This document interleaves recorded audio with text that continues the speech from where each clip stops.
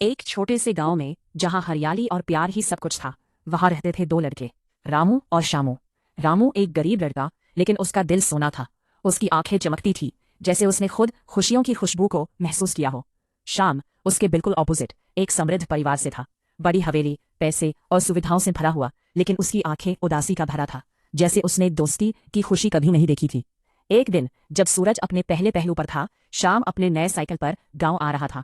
सब लोग उससे देख रहे थे, पर उसकी मुस्कुराहट छुपी हुई थी। जैसे ही उसने साइकिल से गिरने का सामना किया, एक छोटी नदी के पास उसकी चीख सुनाई दी, आह, मेरी नई साइकिल। रामू, जो अपने चाचा जी के साथ खेत में काम कर रहा था, दौड़कर आया।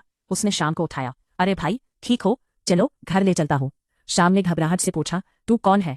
मैं रामू, ये मेरा गांव है। चल, तेरे घुटने पे मरहम लगा देते हैं, रामू ने मुस्कुराते हुए कहा।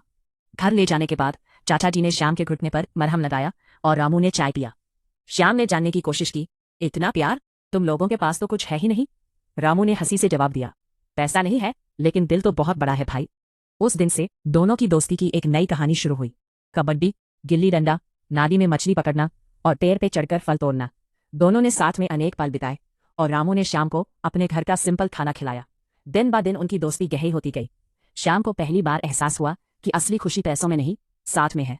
एक दिन श्याम ने कहा, रामू, तू मेरा सबसे अच्छा दोस्त है, कल स्कूल में सबको बताऊंगा। रामू ने मुस्कुराते हुए कहा, अरे यार, बस साथ रहना काफी है, लेकिन जिंदगी में कभी कभी अंधेरा भी आता है। श्याम के पापा को बड़ा बिजनेस लॉस होता है और उन्हें अपनी हवेली बेचनी पड़ती है। श्याम बहुत उदास हुआ और रोते हुए बोला, सब चला गया रामू, अब हम गरीब हो गए। तू अब मेरा दोस्त नहीं रहेगा ना?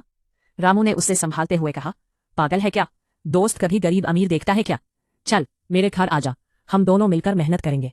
दोनों ने मिलकर खेलना जारी रखा और रामू अपना छोटा सा खेत श्याम के साथ बांट दिया। गांव वाले रामू की इस दोस्ती को देखकर प्रशंसा करते रहे। वाह रामू, ये है असली दोस्ती।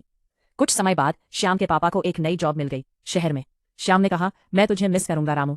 रामू ने हाथ हिलाते हुए कहा, अरे यार, दोस्ती फोन पे भी चलती है, कभी भी आ जाना, और याद रखना, असली दोस्त कभी नहीं छोड़ता। श्याम ने साइकिल पर चलते हुए पीछे देखकर रामू को हाथ हिलाया। एक साल बाद श्याम वापस गांव आता है। अब वो भी मेहनत से कुछ बन गया है। उसने रामू के लिए एक नया छोटा सा घर बनवाया।